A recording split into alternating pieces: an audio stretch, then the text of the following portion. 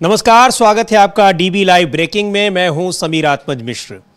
महाराष्ट्र में सीटों का बंटवारा महाविकास अघाड़ी के घटक दलों के बीच हो गया है और 85 यानी 85 सीटों पर तीनों ही पार्टियां यानी कांग्रेस पार्टी और शिवसेना उद्धव ठाकरे गुट और एनसीपी शरद पवार गुट, ये तीनों लोग 85 सीटों पर चुनाव लड़ेंगे। इसके अलावा वहां पर कुछ सीटों पर अभी सहमति नहीं बनी है। करीब 15 सीटों पर, उन सीटों पर तालमेल होगा या उसकी घोषणा बाद में की जाएगी, ऐसा महाविकास अघाड़ी के घटक दलों के नेताओं का कहना है। इसके अलावा बाकी सीटें छोड़ी गई है, वहां पर जो सहयोगी दल हैं उनमें समाजवादी पार्टी है, उनमें श्वेतकार संगठन है, उसके अलावा वहाँ पर पीजेंट्स एंड वर्कर्स पार्टी है वाम दलों के लिए वहाँ पर। तो ये करीब 18 सीटों पर के 18 सीटें वहाँ छोड़ी गई हैं महाविकास अघाड़ी में अपने सहयोगी दलों के लिए। लेकिन बड़ी खबर यह है कि जिस तरह से वहाँ 85 तीनों ही सीटों पर बराबर की स्थिति में तीनों पार्टियां चुनाव लड़ रही हैं, वो एक तरह से जो पहले से दिखाई पड़ रहा था। और महाविकास अघाड़ी के घटक दल के नेता ये दावा कर रहे थे कि उनके बीच सीट शेयरिंग को लेकर किसी तरह का विवाद नहीं है और जल्दी उस पर घोषणा हो जाएगी, उस पर अमल किया जाएगा।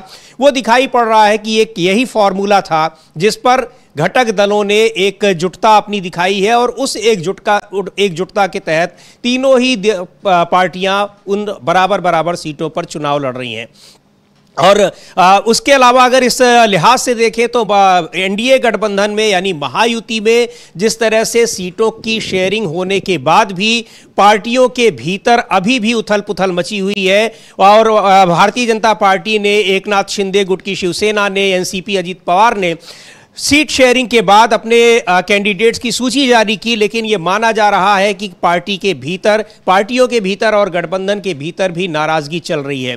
एकनाथ शिंदे और अजित पवार आज दिल्ली आए हुए हैं। यहां पर केंद्रीय गृह मंत्री अमित शाह के साथ उनकी बैठक है। इससे यह साफ पता चल रहा है कि वहां इन तीनों ही दलों के भीतर किस तरह से नाराजगी है। नाराजगी भारतीय जनता पार्टी के भीतर भी है और कई नेताओं के पार्टी छोड़ने की खबरें हैं। इन सब पर लगातार चर्चा होगी। लेकिन महाराष्ट्र में जिस तरह से महाविकास अघाड़ी ने यानी इंडिया गठबंधन ने अपनी एकजुटता का परिचय दिया है, वो निश्चित तौर पर एनडीए गठबंधन के लिए एक बड़ा संदेश है और उनके लिए एक नुकसानदायक संदेश हो सकता है।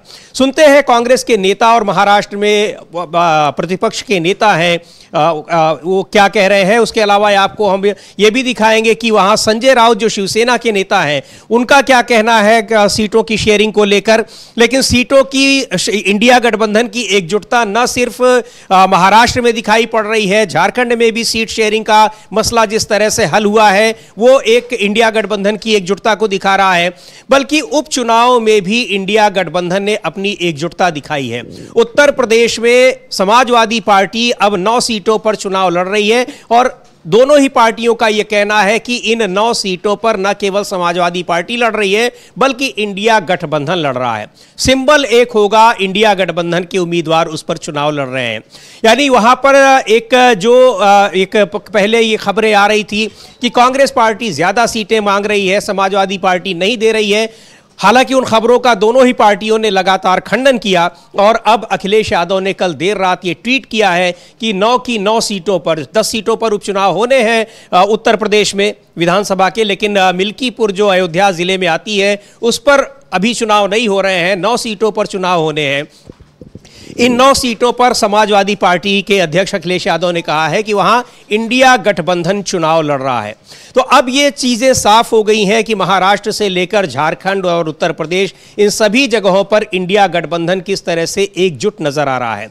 महाराष्ट्र पर और क्या अपडेट है और इसको लेकर हम चर्चा आगे करेंगे, लेकिन एक बार हम सुनते हैं कांग्रेस पार्टी के नेता विजय वडेट्टीवार को, जो बता रहे हैं कि गठबंधन को लेकर किस तरह से जो फार्मूला तैयार किया गया है, यानी 85 सीटों पर तीनों ही पार्टियों के चुनाव लड़ने का और बाकी सीटों पर तालमेल होने के बाद घोषणा करने का, और सहयोगी दलों को भी, जो दूसरे सहयोगी दल हैं, छोटी पार्टियां हैं, उन्हें भी एक पर्याप्त प्रतिनिधित्व देने की जो बात कही गई है। सुनते हैं क्या कहते हैं विजय वडेट्टीवार। अभी भी कुछ सीट्स बाकी है? अभी कोई सीट बचे नहीं है, पूरा हो चुका है और एकदम महाविकास आघाड़ी लोगों को जो एक संभ्रम था कि क्या होगा, हमने सबने मिलकर फाइनल किया। पूरा सीट शेयरिंग का प्रॉब्लम अभी सॉल्व हो चुका है और हम लोग संख्या के बल पे चुनाव नहीं लड़ने जा रहे, तो हम लोग मेरिट पे। महाराष्ट्र में सत्ता परिवर्तन करना है तो इसमें सीट शेयर कितना किसने लड़ा ये मायना नहीं रखता है, मायना ये रखता है कि कौन जीतेगा।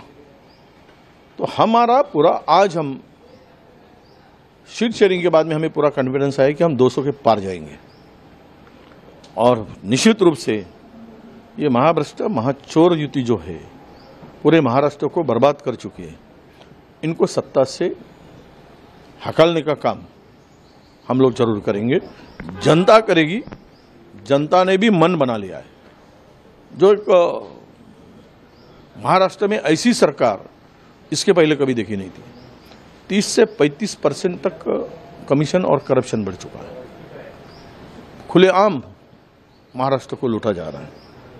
तो जनता ने राय बनाया है कि महाविकास आघाड़ी को जैसा पार्लियामेंट में एक ताकत हमें दी और वैसे ही असेंबली में भी जनता को परिवर्तन चाहिए, वो मिलेगा। तो महाविकास अघाड़ी में जिस तरह से सीट शेयरिंग को लेकर समझौता हुआ है और एकजुटता दिखाई है गठबंधन ने, इंडिया गठबंधन ने, वो एकजुटता झारखंड में भी चुनाव में दिखाई पड़ रही है और यहां तक कि उत्तर प्रदेश में होने वाले जो उपचुनाव हैं वहां भी दिखाई पड़ रही है। लेकिन इस बीच माफ कीजिएगा, महायुति गठबंधन जो एनडीए गठबंधन है, जिसे महाराष्ट्र में महायुति कहा जाता है, वहां सीट शेयरिंग को लेकर पहले ही एक फाइनल होने की बात कही गई। भारतीय जनता पार्टी जो सबसे बड़ी पार्टी है उसने अपने कैंडिडेट्स की घोषणा भी की। उसके बाद शिवसेना ने भी, एकनाथ शिंदे गुट के शिवसेना ने भी सीटों अपने कैंडिडेट्स की घोषणा की। अजित पवार की एनसीपी में भी सीटों की घोषणा हुई कैंडिडेट्स की। लेकिन अभी भी माना जा रहा है कि न सिर्फ गठबंधन के भीतर बल्कि इन पार्टियों के भीतर भी काफी उथल पुथल मची हुई है। इन्हीं सब को लेकर एकनाथ शिंदे और अजित पवार दोनों आज अमित शाह से मिलने के लिए दिल्ली में हैं। क्या बातचीत हो रही है, क्या खबरें हैं, हमारी सहयोगी आपके जी बताएं अनुराधा। देखिए, अभी महाराष्ट्र में जो बीजेपी की हालत है, एनडीए की हालत है, महायुति की जो हालत है वो बहुत ही उलझी हुई सी है। सीटों के बंटवारे को लेकर, उम्मीदवार टिकट बंटवारे को लेकर हर चीज़ पर कहीं ना कहीं ऐसे मतभेद सामने आ रहे हैं, असहमति दिखाई दे रही है। और अभी हाल ही में मतलब एकनाथ शिंदे की पार्टी ने भी उम्मीदवार उतार दिए, अजित पवार की पार्टी ने भी उम्मीदवार उतार दिए, बीजेपी ने भी अपनी लिस्ट तो जारी कर दी है, लेकिन सीटों का बंटवारा अभी तक तय नहीं हुआ है। जिससे साफ है कि कहीं ना कहीं कोशिश तो हो रही है कि चुनाव को आगे बढ़ाने की प्रक्रिया में है, ये लोग अपनी तैयारियां करने की प्रक्रिया में है, लेकिन जो मुद्दा है वो अभी तक सुलझ नहीं पाया है। तीनों के बीच उलझनें ज्यादा हो गई हैं। और ऐसे में अभी इस बीच ये भी खबर आई कि एकनाथ शिंदे का जो गुट है उसने बीजेपी को साफ तरह से चेतावनी दे दी है कि अगर यही हाल रहा तो हम चुनाव के लिए प्रचार नहीं करेंगे। और जब ये चेतावनी सामने आई उसके बाद दिल्ली में काफी हलचल तेज हो गई, दिल्ली तक मतलब ऐसे गूंज सुनाई दे रही है। तो जिसके बाद अमित शाह ने बैठक बुलाई है। एकनाथ शिंदे और अजित पवार दिल्ली पहुंचे हुए हैं, आज अमित शाह के साथ उनकी बैठक होनी है। अब इसमें सहमति कितनी बन पाती है ये कहना मुश्किल है, क्योंकि पहली दौर की बैठक नहीं है, कई दौर की बैठक हो चुकी है और लेकिन सहमति किसी में भी नहीं बन पाई है। और मुश्किल सिर्फ सीट बंटवारे की ही नहीं है, जैसा कि मतलब हम देख रहे हैं सरकार के खिलाफ एंटी इनकम्बेंसी, जैसा अभी विजय वडेट्टीवार ने भी बताया कि इतना करप्शन 35% करप्शन बढ़ गया है इस सरकार के राज में। तो ऐसे कई सारे मुद्दे हैं, लोग नाराज हैं और लोकसभा चुनाव में भी देखा गया। और ऊपर से अब जब सहयोगी दलों में भी अनबन जारी है तो ऐसे में ये चुनाव एनडीए के लिए बिल्कुल भी आसान तो नहीं दिख रहा है। जी आ रहा था। उसके अलावा एक दूसरा फैक्टर ये भी है कि केवल एनडीए के बीच में ही नहीं बल्कि एनडीए के जो घटक दल है, बीजेपी हो, चाहे एकनाथ शिंदे की शिवसेना हो या अजित पवार की पार्टी हो एनसीपी, इनके अपने भीतर भी काफी उथल पुथल मची हुई है। भारतीय जनता पार्टी के कई नेता पार्टी छोड़ रहे हैं जब पहली लिस्ट उनकी आई है। जी हाँ, बिल्कुल हमने देखा भारतीय जनता पार्टी के भी काफी मतलब भारतीय जनता पार्टी हो, अजित पवार गुट हो या फिर एकनाथ शिंदे का गुट हो, लगातार सीटों नेताओं के पाला बदलने का सिलसिला सामने आ रहा है। चुनावी दौर में खैर ये आम बात है, लेकिन एनडीए गठबंधन से जितने नेताओं के पाला बदलने की खबरें सामने आ रही हैं वो थोड़ी चिंताजनक है पार्टी के लिए भी।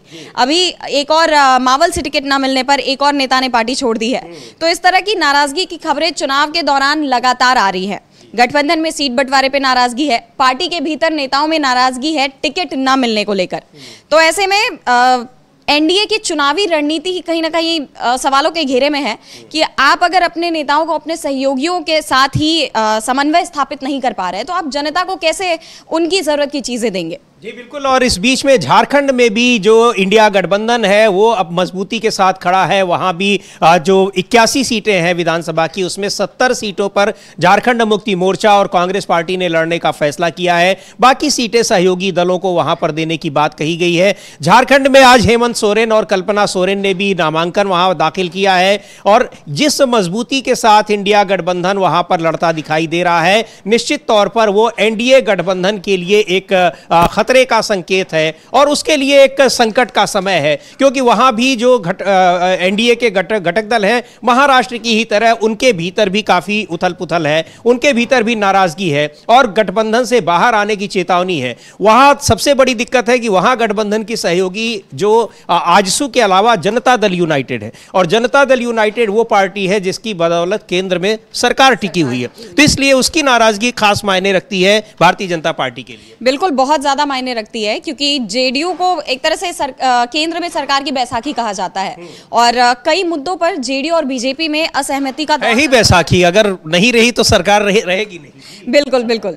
तो मतलब ऐसे देखा जा रहा है कि जेडीयू और बीजेपी के बीच नाराजगी के कई मुद्दे एक के बाद एक सामने आ रहे हैं, ना सिर्फ केंद्र में बल्कि बिहार में भी, और अब तो झारखंड में भी दोनों के बीच पेच फंसता दिख रहा है। सीटों के बंटवारे को लेकर के सहमति नहीं बन रही है और चेतावनी तो यहां तक पार्टी दे रही है कि अगर हमारे मन मुताबिक सीटें नहीं मिली तो हम अकेले भी चुनाव लड़ने के लिए तैयार हैं। हमारा खुद का इतना स्ट्रांग होल्ड है कि हम अकेले चुनाव लड़ के और जीत के दिखा सकते हैं। तो मतलब ये चेतावनी अपने आप में बहुत अहम है कि आप एक गठबंधन के तौर पर केंद्र में सरकार चला रहे हो और वहीं राज्य में अगर ये उथल पुथल है तो क्या इसका असर केंद्र तक जाएगा, सवाल ये भी है। बिल्कुल, सवाल ये भी है और निश्चित तौर पर ये एनडीए के घटक दलों के लिए और एनडीए के घटक दलों के भीतर उनकी पार्टियों में जिस तरह से उथल पुथल है, अब वो चुनाव बिल्कुल सिर पर आ गए हैं। 20 नवंबर को महाराष्ट्र विधानसभा के चुनाव हैं एक ही चरण में, झारखंड में 2 चरणों में होंगे 13 नवंबर और 20 नवंबर को। ऐसी स्थिति में अब जब चुनाव की तारीखें बिल्कुल करीब आ गई हैं, उनको देखते हुए अगर अभी सीट शेयरिंग पर मामला फाइनल ना हो रहा हो, सीट शेयरिंग पर जो बातचीत हो भी चुकी है उसमें अगर नाराजगी दिखाई पड़ रही हो, कैंडिडेट टिकट न मिलने पर पार्टी छोड़ रहे हो, तो निश्चित तौर पर यह पार्टियों के लिए एक सकारात्मक संदेश नहीं कहा जा सकता है। यह उनके लिए एक सेटबैक है, एक धक्का है। महाविकास अघाड़ी लगातार ये दावा करती रही है, उसके जो घटक दल हैं, चाहे कांग्रेस पार्टी हो, चाहे एनसीपी हो शरद पवार की, या फिर शिवसेना हो उद्धव ठाकरे की, लगातार उनका ये दावा रहा है कि उनके बीच में किसी तरह की कोई दिक्कत नहीं है। कुछ सीटों पर जरूर है, लेकिन वहां भी, और महत्वपूर्ण बात कही थोड़ी देर पहले शिवसेना के सांसद जो हैं संजय राउत, उन्होंने कहा कि यहां पर हम ये नहीं देख रहे हैं कि कौन किस सीट पर लड़ रहा है, हम किस सीट पर चुनाव जीत सकते हैं, हमारे लिए यह महत्वपूर्ण है। इसी तरह की बात अखिलेश यादव ने भी कही है। उत्तर प्रदेश में जो 9 सीटों पर उपचुनाव हो रहे हैं, विधानसभा की 9 सीटों पर, तो काफी मायने रखती है। संजय राउत ने क्या कहा उसको हम सुनवाएंगे, लेकिन ये जो है सीधे तौर पर एकजुटता दिखाना और एकजुटता होना, ये दोनों चीजें बहुत मायने रखती हैं। मतलब ऐसे देखा जाए तुलनात्मक तौर पर तो बीजेपी एनडीए में जहां पे बिल्कुल भी समन्वय नहीं बन पा रहा है, वहीं विपक्ष जीत की ओर देख रहा है। विपक्ष ये नहीं देख रहा है कि सीटों का बंटवारा कैसे हो रहा है। उनका मुद्दा ये है, जैसा कि संजय राउत ने कहा, कि हमारा फोकस जीत पे है, तो उसके लिए हम आपस में सहमति बनाने को तैयार है, जैसे जितनी बातचीत के दौर लगे। तो इससे ये तो साफ है कि इंडिया गठबंधन एक तरह से एकजुट है, मजबूत है, जबकि बीजेपी एनडीए में बहुत टकराव है इस चीज को लेकर के। बिल्कुल, और एक बार सुनते हैं क्या कहा है संजय राउत ने गठबंधन को लेकर सीट शेयरिंग को लेकर। और लेकिन महत्वपूर्ण बात यह है कि इंडिया गठबंधन के घटक दलों ने जिस तरह से सीट शेयरिंग का अपना फार्मूला तय किया, बराबर सीटों पर लड़ने का, और जो सीटें अभी बची भी हुई हैं तो माना यही जा रहा है कि वो तीनों सीटें तीनों पार्टियों में बराबर बटेंगी, और 18 सीटें छोड़ दी गई हैं अपने सहयोगी दलों को, जिसमें वामपंथी पार्टियां हैं, समाजवादी पार्टी है और दूसरी पार्टियां हैं। तो ये घटक दलों के बीच ये जो समझौता हुआ है सीटों का, निश्चित तौर पर एक कहा जाए तो महाराष्ट्र में इंडिया गठबंधन को कहीं न कहीं वो आगे दिखाता हुआ दिख रहा है। यानी अभी जो एक कहा जाए कि वो अभी अगर जब चुनाव से पहले की जो स्थिति है उसमें कहीं न कहीं वो मजबूती के साथ खड़ा दिख रहा है और आगे दिख रहा है, क्योंकि कई सारे सर्वे भी इधर बीच आए जिसमें लगातार ये बताया गया कि महाविकास अघाड़ी की पोजीशन निश्चित तौर पर महायुति की तुलना में कहीं ज्यादा अच्छी है। महायुति में तो काफी दिनों तक ये भी संघर्ष होता रहा कि किसको यहां मुख्यमंत्री का कैंडिडेट बनाया गया जाएगा, उस पर कोई बातचीत नहीं हुई और आखिरकार वो फैसला हुआ भी नहीं। लेकिन वहां पर एक आध बार जरूर ये संकेत दिया गया कि मुख्यमंत्री अगर एकनाथ शिंदे है तो वही रहेंगे। लेकिन जिस तरह से भारतीय जनता पार्टी ने ज्यादा सीटें ली है उसे देखते हुए लगता नहीं है कि ज्यादा सीटें जीतने के बाद भी एकनाथ शिंदे मुख्यमंत्री बने रहेंगे। और इस बात की आशंका एकनाथ शिंदे को भी है, उनके जो कार्यकर्ता हैं, उनके नेता हैं, उनको भी है, और निश्चित तौर पर ये एनसीपी के नेता अजित पवार को भी है, क्योंकि अगर वो बनते भी हैं तो उनका दर्जा तो उप मुख्यमंत्री का ही रहेगा, या अगर वो सीटें नहीं जीतते हैं, क्योंकि लोकसभा में उनकी पार्टी का परफॉर्मेंस बहुत ही खराब रहा, सिर्फ एक सीट वो जीत पाए, उसे देखते हुए ऐसा ही लग रहा है कि शायद वो बहुत अच्छा उनकी प्रेजेंस न रहे विधानसभा में। तो ऐसी स्थिति में उनके लिए गठबंधन में बने रहना कितना फायदेमंद होगा। तो इन सारी चीजों पर लगातार मंथन हो रहा है पार्टियों के भीतर और एनडीए गठबंधन के भीतर भी। और जैसा अभी आराधना बता रही थी कि एकनाथ शिंदे ने तो ये भी धमकी दे दी कि वो गठबंधन के नेताओं के पक्ष में प्रचार करने भी नहीं जाएंगे। तो निश्चित तौर पर ये एक बार्गेनिंग ही नहीं बल्कि एक दोनों के बीच में जिस तरह से खींचतान चल रही है, ये उसका एक बड़ा संदेश है। साफ तौर पर दिखाई दे रहा है कि सहयोगी दल बिल्कुल भी खुश नहीं है। एकनाथ शिंदे को भरोसा नहीं है, जैसा कि आपने कहा कि एकनाथ शिंदे को भी इस बात का एहसास है कि भले ही अभी कहा जा रहा है कि चुनाव उनके नेतृत्व में लड़ा जाएगा, लेकिन मुख्यमंत्री वो ही बनेंगे, इस बात का कोई भरोसा नहीं है। तो ऐसे में एकनाथ शिंदे की चेतावनी में वो डर भी दिखाई दे रहा है। तो अब देखिए दिल्ली की बैठक में क्या होता है, अमित शाह के साथ इस बैठक में क्या नतीजा आता है, क्या बात बन पाएगी, क्योंकि जिस हिसाब से चीजें चल रही हैं, परिस्थितियां सामने आ रही हैं, बहुत मुश्किल है कि सहयोगी दलों के बीच कोई समन्वय स्थापित हो पाए। बिल्कुल, और सहयोगी दलों के बीच समन्वय स्थापित हो पाए। हमारे वरिष्ठ साथी अमलेंदु उपाध्याय जी हैं, उनसे बात करते हैं। लेकिन इस बीच आपको ये बता दें कि इंडिया गठबंधन की जो सीटों का मसला है, वो चाहे महाराष्ट्र हो चाहे झारखंड हो, लगातार एकजुटता अपनी दिखा रहा है, एकजुटता के साथ है भी और उस एकजुटता को दिखा भी रहा है। ये उसके लिए एक प्लस पॉइंट इन दोनों चुनाव में है। लेकिन ये एकजुटता जो लोकसभा चुनाव से शुरू हुई और अभी तक बनी है तमाम मसलों पर, चाहे वो जम्मू कश्मीर हो चाहे और जगहों पर चुनाव हो और हरियाणा में हो, वहां भी अखिलेश यादव ने साफ तौर पर कहा किसी एकजुटता के चलते हमने वहां उम्मीदवार नहीं खड़े किए। और अब उत्तर प्रदेश में जो 9 सीटों पर उपचुनाव होने हैं, वहां जो इंडिया गठबंधन चुनाव लड़ रहा है, न कि कोई पार्टी, सिंबल जरूर समाजवादी पार्टी का है। यानी 9 सीटों पर समाजवादी पार्टी के कैंडिडेट चुनाव लड़ेंगे और वो इंडिया गठबंधन के अपने उम्मीदवार होंगे। इंडिया गठबंधन की एकजुटता और एनडीए में जो खींचतान है, इन दोनों को किस तरीके से देखा जाए, इस पर हम अमलेंदु जी से बात करेंगे। लेकिन इस बीच आपको एक और बड़ी खबर बता दें कि माधवी बुच का नाम एक बार फिर सुर्खियों में आ गया है। माधवी बुच वही है जो कि सेबी की चेयरपर्सन है। उनके ऊपर हिंडनबर्ग की जो रिपोर्ट आई थी उसमें तमाम आरोप लगाए गए थे। विपक्ष ने उनसे इस्तीफा मांगा था, नहीं दिया। सरकार भी उस पर घिरी हुई थी, सीधे तौर पर प्रधानमंत्री नरेंद्र मोदी उस पर घिरे हुए हैं। अब उनको जो पब्लिक अकाउंट कमेटी होती है संसद की, पार्लियामेंट के दोनों सदनों के मेंबर्स की, उस पब्लिक अकाउंट कमेटी ने उनको तलब किया है, बुलाया है उनसे बयान लेने के लिए, उनसे तमाम चीजों पर पूछताछ के लिए। पब्लिक अकाउंट कमेटी के चेयरपर्सन है केसी वेणुगोपाल। क्यों बुलाया गया है कमेटी में, उनकी आज पेशी किस लिए है, एक बार सुनते हैं केसी वेणुगोपाल ने इस मामले में क्या कहा है। First meeting of the committee itself, we decided to have a suo motu subject for review of our regulatory bodies. That is why we called today morning the regulatory bodies of SEBI for review of SEBI. We send the notice, the committee branch send the notice to the concerned people. They, first of all, there is certain exemption, SEBI chairperson certain exemption from appearing in the committee, which we denied. After that, she confirmed her and her team will be present on this committee. Other members of the SEBI that because of the personal exigency, she is not in a position to travel to Delhi. Today morning 9:30, she informed that she is not in a position to travel to Delhi. But being considering a woman's request, we thought that it is better to post.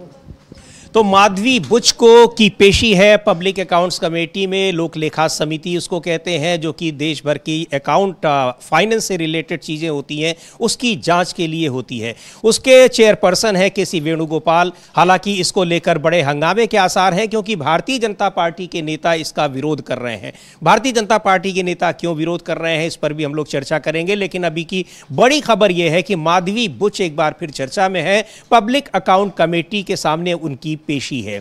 इस बीच प्रियंका गांधी ने जब कल वायनाड से अपना नामांकन दाखिल किया, उन्होंने नामांकन से पहले जो रोड शो किया, रैली की, उसमें भीड़ जो आई उसको देखते हुए भारतीय जनता पार्टी कहीं ना कहीं वो असहज दिख रही है, हताशा उसके अंदर है। क्योंकि भारतीय जनता पार्टी के नेताओं के जिस तरह से बयान आ रहे हैं, एक एक क्लिप्स के उनको एकदम जूम करके जिस तरह से छोटी छोटी चीजें उनका जो छिद्रान्वेषण किया जा रहा है, उसे देखते हुए यह कहा जा सकता है कि किस तरह की राजनीति भारतीय जनता पार्टी कर रही है।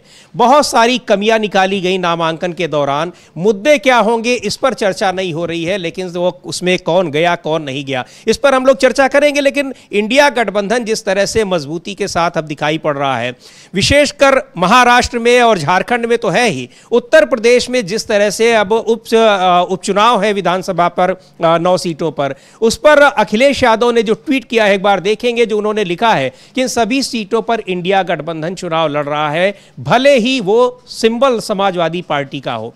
तो ये अपने आप में एक बहुत ही महत्वपूर्ण बात है और यही बात संजय राउत ने भी कही, शिवसेना के नेता। उन्होंने कहा कि महत्वपूर्ण ये नहीं है कि कौन कहां चुनाव लड़ रहा है, हम लोग इंडिया गठबंधन जहां जो मजबूत है वो चुनाव लड़ रहा है। बात सीट की नहीं, बात जीत की है। तो ये अपने आप में एक बड़ी महत्वपूर्ण चीज़ है कि इंडिया गठबंधन जो है, इंडिया गठबंधन की एकजुटता को दिखा रही है। वो लिखते हैं कि इस रणनीति के तहत इंडिया गठबंधन के संयुक्त प्रत्याशी सभी 9 सीटों पर समाजवादी पार्टी के चुनाव चिन्ह साइकिल के निशान पर चुनाव लड़ेंगे। कांग्रेस और समाजवादी पार्टी एक बड़ी जीत के लिए एकजुट होकर कंधे से कंधा मिलाकर साथ खड़ी है।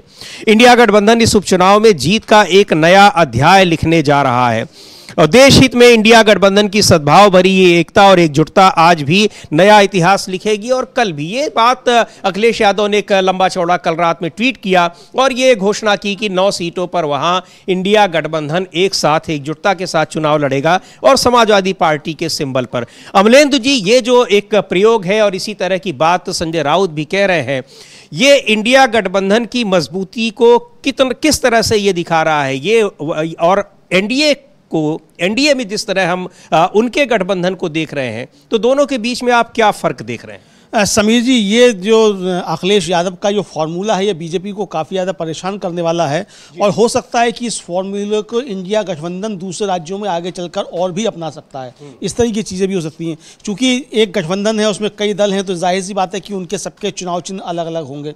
तो चुनाव चिन्ह को लेकर कोई गफलत ना रहे जनता के बीच में, हो सकता है कि इस रणनीति के तहत भी ये फैसला लिया गया हो और इससे दोनों दलों के कार्यकर्ता एकजुट होकर काम करेंगे। ये साफ तौर पे आ गया। अखिलेश यादव इस बात को कह रहे हैं, कांग्रेस ने भी इसको इंडोर्स कर दिया है कि हाँ ये बात सही है। उनके प्रवक्ता हैं सुरेंद्र राजपूत, उनका भी बयान आ गया है कि इसको ये बिल्कुल सही है। भूपेश बघेल जो मुख्यमंत्री रहे हैं छत्तीसगढ़ के, उनका भी बयान है कि ये इसी तरह की बातचीत हुई। ये एकजुटता उत्तर प्रदेश में, महाराष्ट्र में सबसे ज्यादा इंडिया गठबंधन को इस एकजुटता का फायदा मिला है। और इसका फायदा मिला। और समीर जी, अभी तक जो दूसरा मीडिया है वो ये चला रहा था कि इंडिया गठबंधन में बातचीत नहीं हुई है, टूट फूट हो रही है। अब सबसे पहले तो सीट शेयरिंग का फॉर्मूला जो है इंडिया गठबंधन का ही आ गया है। उसने घोषणा कर दी है। महाराष्ट्र में भी जैसे तय किया गया कि भाई 85 सीटों पर कांग्रेस, एनसीपी शरद पवार और शिवसेना उद्धव की जो है ये लड़ेंगे, और 18 सीटें छोड़ दी गई हैं समाजवादी पार्टी, पीडब्ल्यूपी, वाम दल और जो छोटे दल जो गठबंधन में है, श्वेतकारी पार्टी है, उसके लिए छोड़ दी गई हैं। तो वो आपस में इसका मतलब बंटवारा होगा। कुछ सीटें हैं जिन पे अभी बात चल रही है, तो वो भी आखिर में फाइनल हो जाएगा। झारखंड में भी फाइनल हो चुका। तो इंडिया गठबंधन का तो आ चुका, घोषणा भी हो गई। लेकिन एनडीए में यूपी से लेकर झारखंड तक और झारखंड से लेकर महाराष्ट्र तक जिस तरीके से बवाल मचा हुआ है, भगदड़ मची हुई है समीर जी, वो काफ़ी ज़्यादा देखने वाली चीज़ है। कल एकनाथ शिंदे और अजीत पवार भागकर दिल्ली आए हैं, अमित शाह से मुलाकात हुई है। खबरें ये आ रही हैं कि अगर एकनाथ शिंदे की बात नहीं मानी तो एकनाथ शिंदे बगावत कर देंगे, एनडीए छोड़ देंगे। एक तो बीजेपी ज़्यादा सीटों पर लड़ने की मांग कर रही है कि वो ज़्यादा सीटों पर, देवेंद्र फडणवीस और अजीत पवार आए। हाँ। तो मतलब एकनाथ शिंदे जो वो नाराज़ हैं काफ़ी ज़्यादा, वो गठबंधन छोड़ सकते हैं अगर एकनाथ शिंदे को 160 सीटें लड़ने को नहीं मिली। क्योंकि उनका दावा ये है कि 160 सीटें लड़ें, क्योंकि उद्धव ठाकरे को जब वहाँ 85 सीटें मिल रही, जो उनका तर्क बताया जाता है कि उनका तर्क ये है कि जब वहाँ महाविकास अघाड़ी में उद्धव ठाकरे को 85 सीटें मिल रही हैं, जबकि उनके विधायक कम है एकनाथ शिंदे के मुकाबले। फिलहाल जो मतलब स्थिति है, तो ज्यादातर विधायकों को तो लेके वो चले ही आए थे। तो इसलिए जितना उद्धव ठाकरे लड़ रहे हैं उससे दुगनी सीटें एकनाथ शिंदे को दी जाएं, ये एकनाथ शिंदे ने पेश फंसा दिया है। बीजेपी ये चाहती है कि एकनाथ शिंदे कम सीट पर लड़ें, ताकि चुनाव के बाद की जो परिस्थितियां बने तो बीजेपी के पास पावर ब्रेकिंग मतलब ब्रोकिंग जो है वो क्षमता उसके पास ज्यादा रहे। बीजेपी मतलब ये बीजेपी के पास रहे ताकि एकनाथ शिंदे या अजीत पवार किसी तरीके का कोई ब्लैकमेल बीजेपी को ना कर पाए। ये बीजेपी का सोचना है। यहीं पर आकर पेंच फंस रहा है और अभी तक इनका कोई फैसला नहीं हो पाया है और कोई संभावना भी नहीं है कि आज कल में कोई फैसला इसका हो जाएगा। समीर जी, इधर उत्तर प्रदेश में जिस तरीके से 7 सीटों पर बीजेपी ने अपने प्रत्याशी घोषित कर दिए, अब राष्ट्रीय लोकदल को कितनी सीटें दी जानी है, निषाद पार्टी को कितनी दी जानी है, ओम प्रकाश राजभर को कितनी दी जानी है, अपना दल जो है अनुप्रिया पटेल का उसको कितनी दी जानी है, इसको लेकर विवाद काफी ज्यादा छिड़ा हुआ है। बिल्कुल, और विवाद के आप तो भारतीय जनता पार्टी ने स्पष्ट कर दिया है कि अगर राष्ट्रीय लोकदल के लिए, चूंकि मीरापुर मुजफ्फरनगर की सीट है वो राष्ट्रीय लोकदल को मानी जा रही कि उसके लिए वो छोड़ दी गई है, लेकिन बाकी जो 7 सीटों पर उसने कैंडिडेट खड़े किए हैं उनमें तो अब कहीं कोई गुंजाइश नहीं बचती इन लोगों के लिए, चाहे वो निषाद पार्टी हो संजय निषाद की, चाहे ओम प्रकाश राजभर की सुभासपा हो, या फिर अपना दल एस हो अनुप्रिया पटेल की। हाँ, जो कानपुर की एक और सीट सीसामऊ छोड़ी गई है वहां पर इन लोगों के कैंडिडेट्स को टिकट मिलने की तो कोई संभावना नजर नहीं आती। वहां बीजेपी अपना ही चुनाव, अपना ही कैंडिडेट खड़ा करेगी।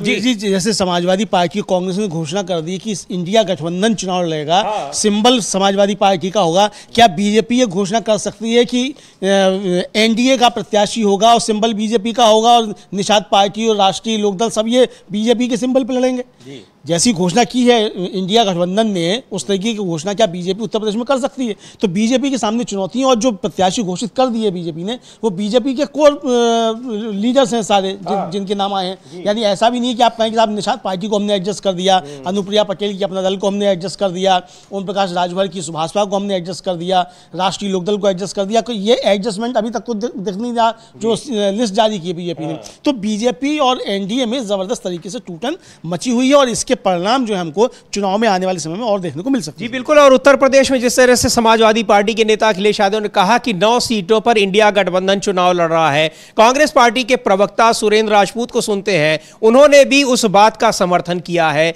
और यह कहा है कि एकजुटता ये इंडिया गठबंधन की है, एकजुट होकर चुनाव लड़ेंगे और उसी तरह का परिणाम लाएंगे जिस तरह से लोकसभा चुनाव में उनके परिणाम आए हैं, इस एकजुटता का परिणाम आया है। महाराष्ट्र में भी जिस तरह से एकजुटता दिखाई जा रही है और झारखंड में भी, तो ये इंडिया गठबंधन के लिए एक चुनाव से पहले की एक उनके लिए एक बेहतर स्थिति दिखाई पड़ रही है। सुनते हैं क्या कह रहे हैं कांग्रेस नेता सुरेंद्र राजपूत उत्तर प्रदेश में जो उपचुनाव हो रहे हैं विधानसभा की 9 सीटों पर, उसके संदर्भ में।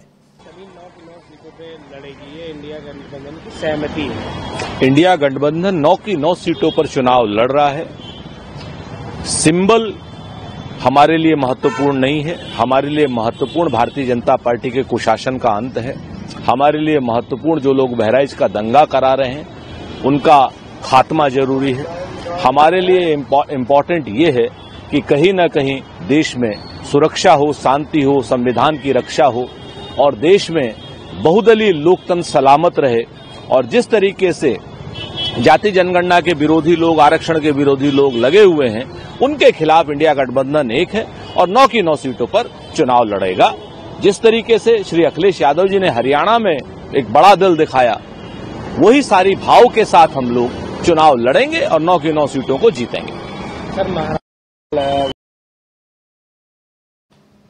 तो कहीं कांग्रेस ने बड़ा दिल दिखाया, कहीं समाजवादी पार्टी बड़ा दिल दिखा रही है और इंडिया गठबंधन के घटक दल एक दूसरे का साथ इसी तरह से दे रहे हैं। सुरेंद्र राजपूत ये बात कह रहे हैं।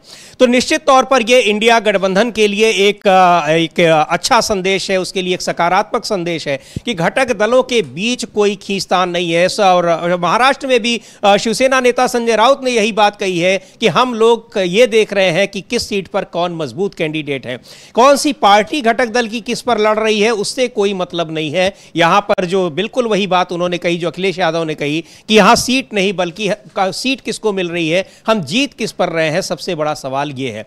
और इसी के आधार पर टिकट दिए गए हैं। तो निश्चित तौर पर यह इंडिया गठबंधन के लिए एक अच्छा संदेश है, खासकर तब जब एनडीए गठबंधन के घटक दलों के बीच, चाहे वो झारखंड हो, चाहे महाराष्ट्र हो और चाहे उत्तर प्रदेश हो, यहां पर खींचतान चल रही है। लगातार दबाव बना रहे थे उत्तर प्रदेश में जो घटक दलों के नेता हैं कि उनको भी यहां सीटें मिले, लेकिन भारतीय जनता पार्टी ने नामांकन की आखिरी तारीख से ठीक एक दिन पहले अपनी सूची जारी की और घटक दलों को कहीं कोई उसमें तवज्जो नहीं दी गई है और कोई संभावना भी अब दिखाई नहीं पड़ रही है सिवाय राष्ट्रीय लोकदल के। तो ये अपने आप में बड़ी खबर है। लेकिन एक और बड़ी खबर यह है कि प्रियंका गांधी को जिस तरह से भारतीय जनता पार्टी के नेता अब उन पर तमाम तरह के आरोप लगा रहे हैं, किस तरह के आरोप लगा रहे हैं, नामांकन के बाद उनकी जो रैली हुई जब वो नामांकन करने पहुंची उसको लेकर, वो बहुत हैरान करने वाली बात है कि आरोप ये लग रहे हैं कि उनके साथ कौन मौजूद था, पार्टी के राष्ट्रीय अध्यक्ष कहां थे, कौन नहीं था, किस पर चर्चा है। ये सारी जानकारी लेकर हमारे साथ अंशिता हैं। अंशिता, बताएं क्या भारतीय जनता पार्टी को क्या आपत्ति है जो कल प्रियंका गांधी ने नामांकन किया? बिल्कुल आपत्ति ही नजर आ रही है यहाँ पर, तो क्योंकि जब से प्रियंका गांधी बस वायनाड में रैली करने के लिए निकली ही हैं, तभी से बीजेपी में खलबली मच गई है। सभी प्रवक्ता, तमाम नेता प्रियंका गांधी पर जो है हमलावर हो गए हैं। और ये चीज़ यहाँ पर ये भी देखी जा सकती है कि यही स्थिति राहुल गांधी के लिए हुआ करती थी, लेकिन अब जब प्रियंका की एंट्री हो रही है, पहली बार वो चुनाव लड़ने जा रही हैं, तो बहुत ज़्यादा जो है खलबली देखी जा रही है बीजेपी के खेमे में। और शुरुआत तब हुई जब प्रियंका गांधी जा रही थी नामांकन भरने के लिए, तो उसी वक्त शहजाद पूनावाला जो हैं बीजेपी के प्रवक्ता हैं, उनका बयान आया, उन्होंने हमलावर हुए। उसके अलावा बीजेपी के दूसरे नेताओं ने कहा कि वायनाड सीट एक डिस्पोजेबल करी पत्ते की तरह हो गई है कांग्रेस के लिए।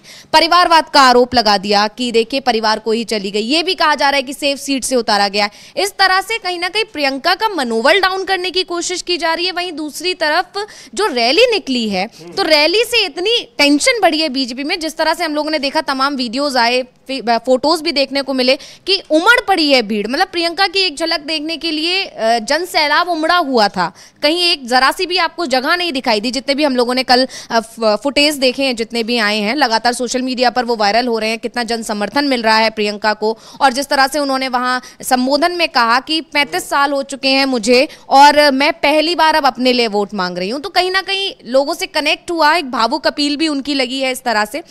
लेकिन उस रैली को लेकर, जिस रैली ने परेशान किया है, उस पर अब बीजेपी तमाम तरह के गंभीर आरोप लगा रही है। नव्या हरिदास जो प्रतिद्वंदी हैं, जिन्हें बीजेपी ने अपना उम्मीदवार बनाया है वायनाड सीट से, तो वहां पर उनका कहना है कि ये सब जो रैली है, ये त्रिशूर से लोग लाए गए, बेवकूफ बनाकर लोग लाए गए। उनको कहा गया कि आपको वायनाड घुमाएंगे, शूटिंग दिखाएंगे, वहां शूटिंग होने वाली है, इसलिए झूठ बोलकर त्रिशूर और आसपास के जिले से लोग लाए गए और ऐसे करके ये भीड़ इकट्ठा की गई है। एक आरोपी है। मतलब आप देखिए, शहजाद पूनावाला से अभी नव्या हरिदास तक इतने आरोप लग चुके हैं। और उसके बाद और सबसे बड़ा जो आरोप लगा है वो दलित कार्ड खेलने की कोशिश यहां पर बीजेपी फिर एक बार करती हुई दिखाई दे रही है। जिस तरह से एक वीडियो वायरल कर रहे हैं बीजेपी के तमाम नेता, हिमंता बिस्वा शर्मा हैं और अमित मालवीय हैं, ये तमाम नेता एक वीडियो तेजी से वायरल कर रहे हैं जिसमें देखा जा सकता है कि जब निर्वाचन अधिकारी के सामने प्रियंका गांधी नामांकन भर रही हैं तो खड़गे गेट के बाहर हैं। अब उसके पीछे की कहानी कोई नहीं बता रहा है, सिर्फ एक वीडियो को डालकर ये दिखाने की कोशिश करें दलित का अपमान कर दिया और प्रदेश जो पार्टी के जो अध्यक्ष हैं उनका अपमान कर दिया। तो एक तरह से यहाँ देखा जाए कि जैसे हरियाणा चुनाव में दलित कार्ड खेला था कुमारी सैलजा का नाम बार बार उठाकर, उसी तरह से अब यहाँ पर भी यही करने की कोशिश की जा रही है। जबकि सच्चाई ये है कि निर्वाचन अधिकारी के पास जब नामांकन प्रक्रिया के लिए जाते हैं तो सिर्फ 5 लोग ही अलाउड होते हैं। अब उसमें सोनिया गांधी का होना जरूरी था, राहुल गांधी का होना जरूरी था, रॉबर्ट वाड्रा क्योंकि प्रियंका गांधी के पति हैं उनका भी होना जरूरी था, और खुद प्रियंका गांधी और भी लोग। तो इस तरह से खड़गे नहीं जा सकते थे क्योंकि नियमों की धज्जियां कांग्रेस। नामांकन को लेके सवाल, हाँ, नामांकन को लेके सवाल हमें याद आ रहा है कि जब लोकसभा चुनाव में राहुल गांधी काफी, जब वहां पहले तो ये हो रहा था कि अमेठी से नहीं लड़ेंगे, डर रहे हैं, भारतीय जनता पार्टी के नेता कह रहे थे, और जब राहुल गांधी अमेठी की बजाय रायबरेली से लड़े तो उन्होंने कहा कि ये भाग गए, और ये सवाल तक उठा कि आखिर अमेठी से क्यों नहीं लड़ रहे हैं। तो बड़े सवाल है। लेकिन एक बार सुनते हैं कि जो प्रियंका गांधी के जो पति हैं रॉबर्ट वाड्रा, प्रियंका गांधी के नामांकन भरने के बाद और पहली बार चुनावी राजनीति में उतरने के बाद उन्होंने क्या कहा है, एक बार सुनते हैं। लेकिन ये बड़े बहुत कह लीजिए कि दिलचस्प बात है कि किन बिंदुओं को लेकर, किन चीजों को लेकर पार्टी प्रेस कॉन्फ्रेंस करके आलोचना उनकी कर रही है। अपने आप में बड़ी हैरानी की बात है। लेकिन एक बार पहले सुन लेते हैं कि रॉबर्ट वाड्रा क्या कह रहे हैं प्रियंका गांधी के नामांकन भरने के बाद। प्रदर्शन जाते रहते हैं, कब आपकी कब? देखिए, मैं हमेशा चाहता था कि प्रियंका संसद में आए और वो खाली प्रचार में ध्यान ना दे या हमेशा वो लोगों के बीच में रहती है, पर मुझे ज़रूर लगा था कि अगर वो संसद में होंगे तो महिलाओं की आवाज़ बुलंद करेंगी और जो भी असल मुद्दे हैं जो बीजेपी नहीं उठाती है, जो छुपाते हैं, वो उनको बुलंद करेंगे। और कांग्रेस पार्टी के लिए भी बहुत ही अच्छा रहेगा कि प्रियंका भी जुड़ेंगी उनके साथ संसद में।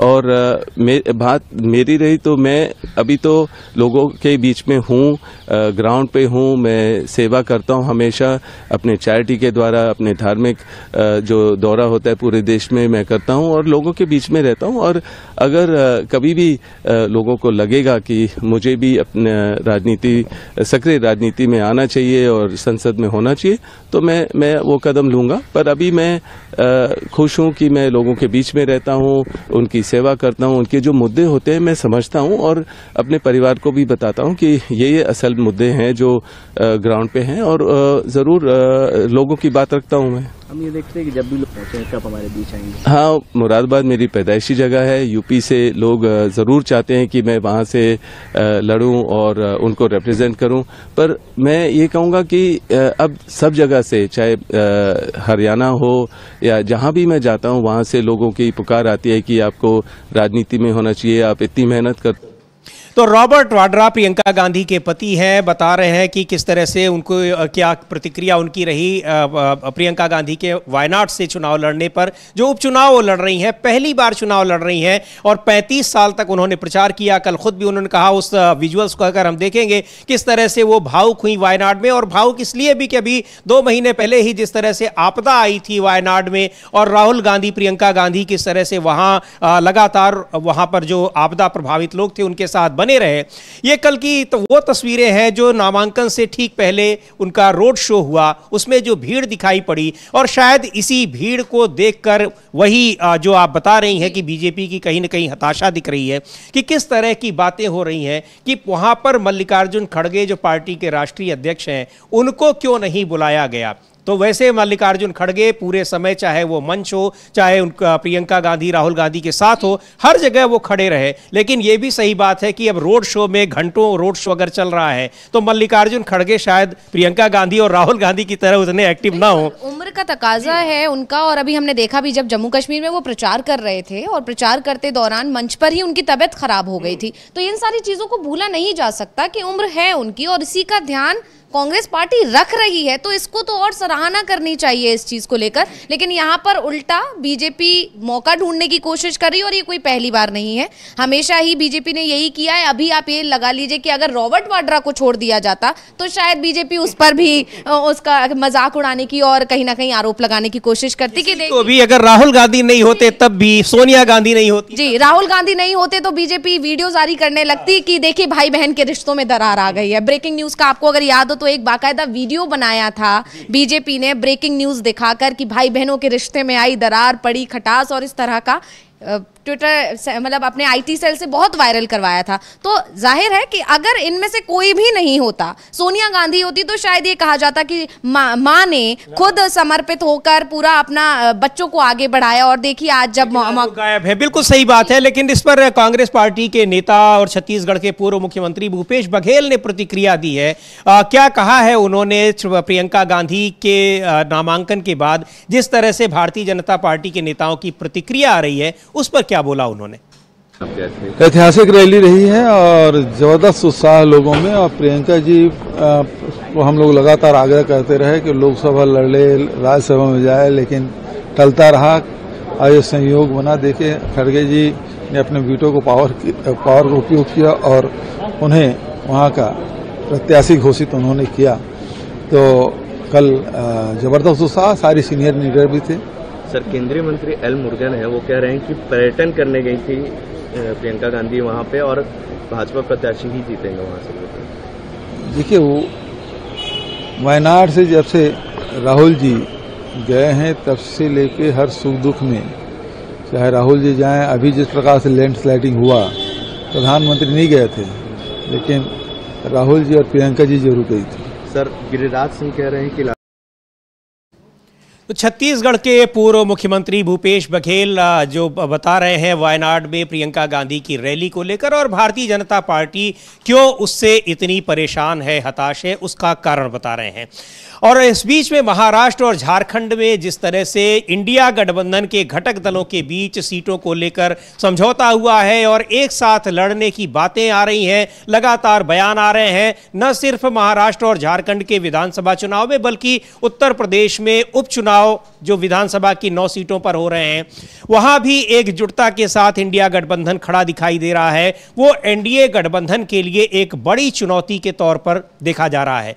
चुनौती इसलिए कि महाराष्ट्र में गठबंधन का शेप दिखाया गया कि तैयार हो चुका है, बन गया है, लेकिन घटक दलों के नेताओं के बीच नाराजगी है और भारतीय जनता पार्टी के तमाम नेताओं के बीच नाराजगी है, पार्टी छोड़ रहे हैं कई नेता। दूसरी ओर उत्तर प्रदेश में जिस तरह से 7 सीटों पर भारतीय जनता पार्टी ने आज सुबह से कुछ देर पहले एक सूची जारी की, उसमें भी बताया जा रहा है कि जो घटक दल है वो नाराज है, क्योंकि उनकी मांग थी सुभाषपा की, निषाद पार्टी की, अपना दल एस की, कि उनको भी वहां पर सीट मिले, लेकिन ऐसा माना जा रहा है कि सिर्फ राष्ट्रीय लोक दल को 1 सीट बीजेपी देगी और बाकी सीटों पर किसी को नहीं देगी, क्योंकि 7 सीटों पर तो कैंडिडेट घोषित ही हो चुके हैं। तो ये सारी चीजें ऐसी हैं जो लगातार एनडीए गठबंधन को एक संकट में डाल रही हैं, उनके अपने घटक दलों के भीतर भी और अपनी पार्टी के भीतर भी भारतीय जनता पार्टी को।